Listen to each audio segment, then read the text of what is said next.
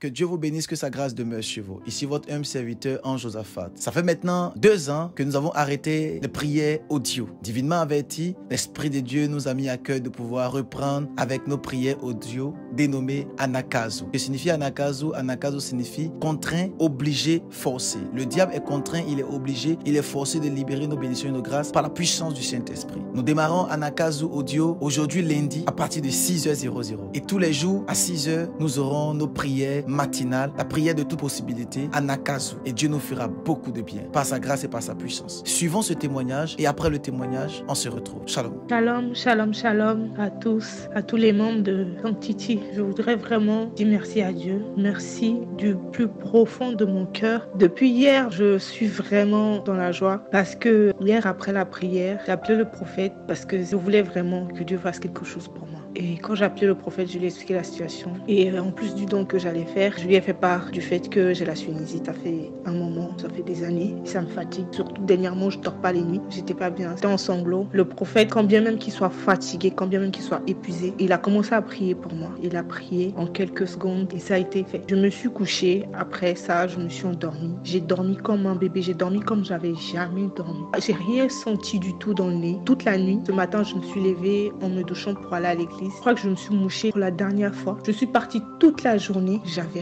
rien du tout. Franchement, c'est étonnant que moi, je passe toute une journée ou toute une nuit sans me lever pour aller aux toilettes, pour me moucher, pour cracher. C'est du jamais vu. Je crois que ça fait des années et des années. Ça doit valoir un truc de 7 à 6 ans que ça m'est pas arrivé. Et je glorifie le nom de Dieu. Je demande à Dieu d'utiliser encore plus puissamment son prophète. Je bénis le nom de Dieu. Que l'honneur et la gloire reviennent au Seigneur. Waouh, quel témoignage extraordinaire par la grâce de Dieu. Je crois en ce que après ce témoignage, tu recevras une grâce surnaturelle au nom de Jésus-Christ. Amen. Alors, j'aimerais parler ce matin sur le thème neutraliser les malédictions par la fidélité à Dieu. C'est un thème que nous avons abordé il y a de cela 3 semaines et l'Esprit de Dieu nous donne encore quelques paroles sur ce thème très fort. J'aimerais vous faire comprendre, excellent enfant de Dieu, que nous allons voir 2 traits ce matin qui vont nous permettre de pouvoir comprendre qu'est-ce que c'est que les malédictions et comment faire pour les neutraliser par la fidélité à Dieu. Alors, nous allons lire rapidement un texte qui nous fera beaucoup de bien. Nous sommes dans le livre de Deutéronome chapitre 28 à partir de son verset 16. Regardez ce que la Bible dit. La Bible dit: tu seras maudit dans la ville et tu seras maudit dans les champs. Ta corbeille et ta huche seront maudites. Le fruit de tes entrailles, le fruit de ton sol, les portées de ton gros et de ton menu bétail, toutes ces choses seront maudites. Vous pouvez continuer à lire ensuite chez vous à la maison. Nous sommes dans le livre de Deutéronome chapitre 28 à partir du verset 16 et nous voyons ici des malédictions qui sont proclamées dans l'atmosphère. Pourquoi ces malédictions sont proclamées? Parce que si vous lisez clairement un peu plus haut, Dieu dit: si tu n'obéis pas à mes commandements, voici certaines malédictions qui arriveront vers toi. Alors, beaucoup d'enfants de Dieu sont sous des malédictions parce que simplement, ils n'ont pas obéi à Dieu et ils ne sont pas restés dans certains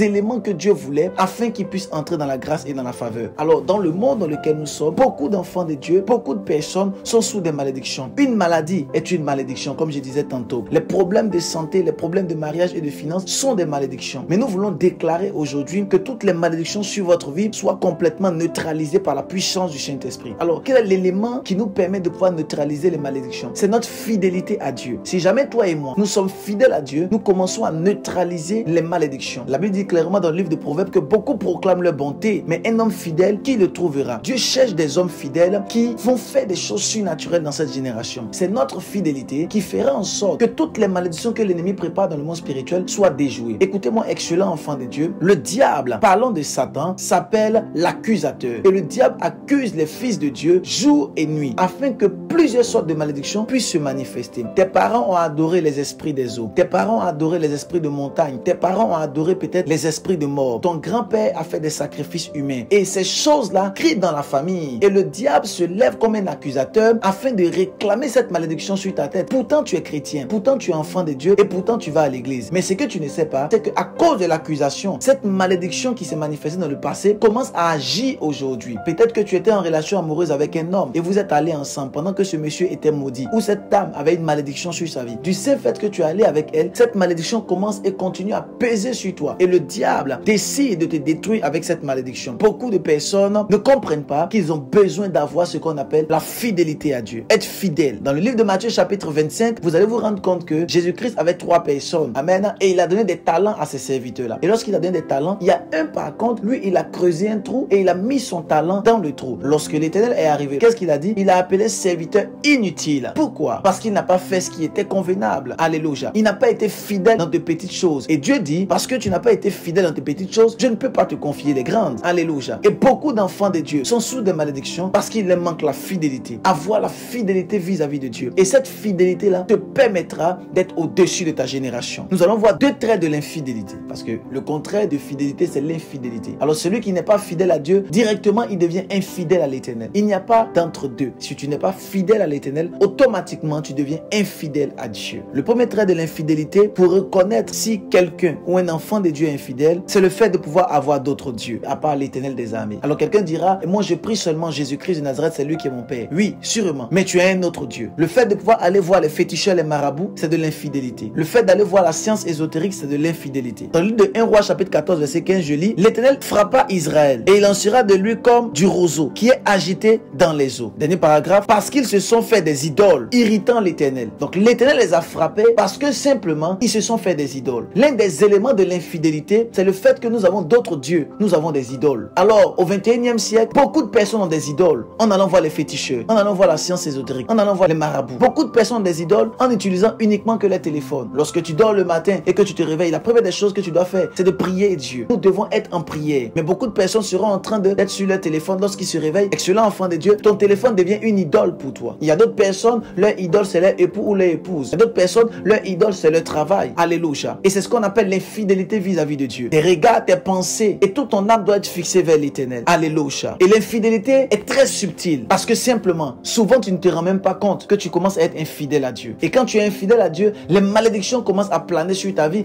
et planer sur la vie de ta destinée, planer sur la vie de tes enfants. Il faut impérativement que nous soyons fidèles à Dieu. Le deuxième trait de l'infidélité, c'est lorsqu'on fait l'œuvre de Dieu avec négligence. La Bible dit clairement dans le livre de Jérémie chapitre 48 à partir de son verset 10, la Bible dit, maudit soit celui qui fait l'œuvre de Dieu avec négligence. Nous devons faire l'œuvre de Dieu avec beaucoup d'abnégation. Nous devons faire l'œuvre de Dieu avec beaucoup de courage. Nous ne devons pas faire l'œuvre de Dieu avec négligence. Parce que si tu négliges l'œuvre de Dieu, plus que Dieu, si tu négliges la maison de Dieu et tu ne considères pas les choses que Dieu te donne, si tu négliges la maison de l'Éternel et tu ne considères pas les choses que Dieu veut que tu fasses, tu deviens infidèle. Et ton infidélité pousse les malédictions à pouvoir se manifester dans ta destinée. Vous allez voir beaucoup de personnes qui sont dans les assemblées, beaucoup de personnes dans les églises, mais le problème, à cause de leur infidélité, ils sont constamment dans les églises, mais ils n'arrivent pas à éclore à cause de l'infidélité. Vous allez voir quelqu'un qui est à l'église depuis 15 ans, 10 ans, 5 ans, 7 ans, et sa vie n'avance pas. Parce que simplement, l'infidélité est attachée à son cou. Nous voulons prier ce matin, afin que l'Éternel fasse de nous des hommes fidèles, des hommes et des femmes fidèles pour sa gloire. Nous refusons l'infidélité. Nous refusons d'avoir d'autres dieux. Nous refusons d'avoir notre téléphone, notre époux, notre travail pour des idoles. Nous refusons de faire l'œuvre de Dieu avec négligence. À cette prière du matin, j'aimerais déclarer sur ta vie que l'Éternel te rende fidèle, que la fidélité soit avec toi, que la main de Dieu soit avec toi. S'il y a quelqu'un qui est connecté, qui a un problème de santé, et pendant que tu imposes la main là où tu as mal, j'aimerais déclarer par la puissance du Saint-Esprit, j'aimerais déclarer que toute douleur et tout mot soit complètement brisé dans ton corps par la puissance du Saint-Esprit. Pendant que je suis en train de parler, j'entends dans mon esprit une personne qui est connectée, qui a une douleur au niveau de l'orteil. Et cette douleur est très atroce. Pendant que tu as imposé la main là où tu as mal, je déclare la guérison par la puissance du Saint-Esprit. En ce matin, je crois en ce que ta foi va te sauver. Il y a plusieurs personnes qui reçoivent la guérison au son de ma voix. Et pendant que tu imposes la main là où tu as mal, la puissance du Saint-Esprit vient te toucher et vient te guérir maintenant par la puissance du Saint-Esprit. Tout joug qui était au-dessus de toi est maintenant brisé. Toute maladie est maintenant neutralisée. Je vois le cancer être brisé dans sa présence. Maintenant, j'ordonne à la maladie de te lâcher par la puissance du Saint-Esprit. J'ordonne à toute douleur et à tout mot de te libérer par le feu de l'Éternel. Reçois ta guérison par la puissance du Saint-Esprit. Je vois une personne qui est connectée et je vois un esprit qui te combat. C'est un esprit de mort qui combat ta vie depuis des années. Mais pendant que tu entends juste le son de ma voix, j'ordonne à cet esprit de mort de te libérer par la puissance du Saint-Esprit. Sors, lâche-la par le feu de l'Éternel. Nous déclarons la guérison en ce matin. Nous déclarons la libération en ce matin par la puissance du Saint-Esprit. Nous déclarons déclarons que tu es guéri au nom de Jésus-Christ. Que Dieu vous bénisse, que sa grâce demeure sur vous, que son onction, sa puissance, son feu ne cesse de se manifester dans tous les domaines de votre destinée. Alors pour les témoignages, envoyez-nous un message sur le numéro qui s'affiche et Dieu nous fera beaucoup de bien. Comme je le dis tout le temps, les témoignages sont à la gloire de l'Éternel. La Bible dit, ils l'ont vaincu à cause du sang de l'agneau et à cause des paroles de leurs témoignages. Ne gardez pas les témoignages, apportez les témoignages à la gloire de Dieu. Que Dieu vous bénisse, que sa grâce demeure sur vous, que son onction, sa puissance ne cesse de couler dans votre vie.